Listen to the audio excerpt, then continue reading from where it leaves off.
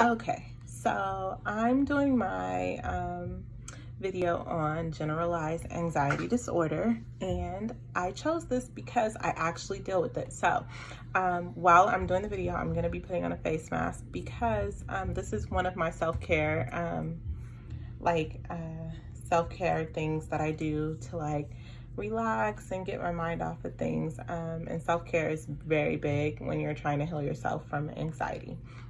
So, what is generalized anxiety disorder?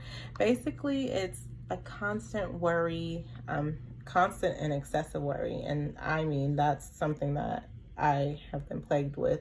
Recently this year, I was diagnosed with it in the beginning of the year. And it's not just about one thing. So, some people have OCD and they worry about one thing. With this, it's more so everything. I tend to think about, excuse my son in the back, he's playing. I tend to think about one part of my body and then I'll go to the next. And it's like I never really feel fulfilled. And that's basically what it is. Overthinking, you kind of feel like you've lost control. Your life is spiraling right before your eyes and there's nothing you can do about it. That's the best way I can sum up generalized anxiety disorder. A lot of people feel like they have anxiety, and we all do have anxiety, like moments, anxious moments, but this is something that doesn't go away. Once you get clarity on one thing, then you start to pick at something else. The primary symptoms: excessive worry, unrealistic views of problems. So let's just say, your significant other hasn't called you in 30 minutes and they said they would, then you start to going into panic mode thinking, okay, maybe something happened. Did he have an accident? Did she, is something wrong? Like, is she in the hospital? That's just unrealistic. Instead of just thinking like, oh, well, maybe they got stuck at work, or maybe their phone died. So that's something that I really struggle with. I recently got married and it's really hard for me to detach myself from my feelings at times when my husband is away from me. If he doesn't answer the phone right away, I will call back to back. Another symptom is muscle tension, and as you can see, I'm constantly checking my posture, but I carry everything in my shoulders, so I have really bad muscle pain in my shoulders, and it's not due to my posture, just my posture. It's also due to my anxiety, because I'm constantly like just tensed, and I feel like I can't relax, I can't breathe, because if once I do, then everything's gonna, go ham. Insomnia is a really big one, and as we get older, we find it hard for us to sleep, and a lot of people don't realize that it could be anxiety. Like, you're just constantly worrying. We're constantly worrying about our bills and our, just adult life can be hard. And so having a hard time concentrating is also another one that I don't really struggle with. I'm pretty good at concentrating.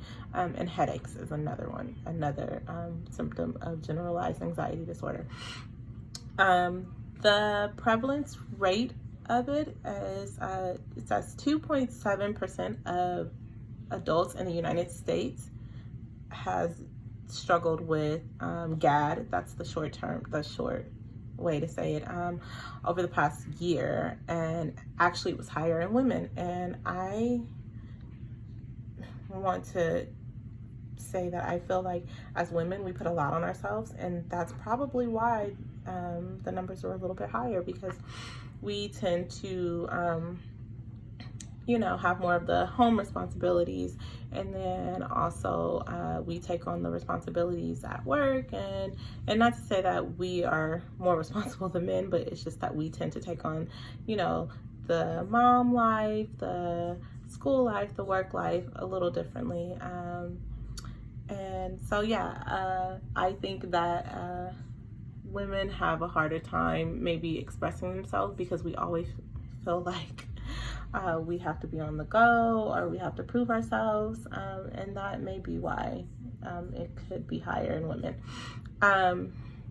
So forms of treatment.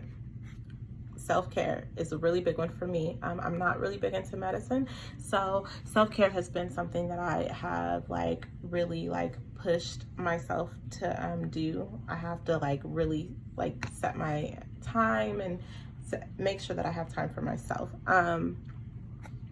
Sage meditation is big, so I'm big with Sage. I use an app called Headspace for meditating. I use it at night. And then if you do want to go the therapy route, which is great, I actually did therapy in the beginning, and it just gives you a different outlet, someone to talk to. And then if that's not helping, you definitely can use the go the medication route, which is antidepressants, SSRIs, which increase your serotonin. And another way to increase serotonin naturally is exercise. And that's something that I just finished working out, which is why I'm doing my mask now.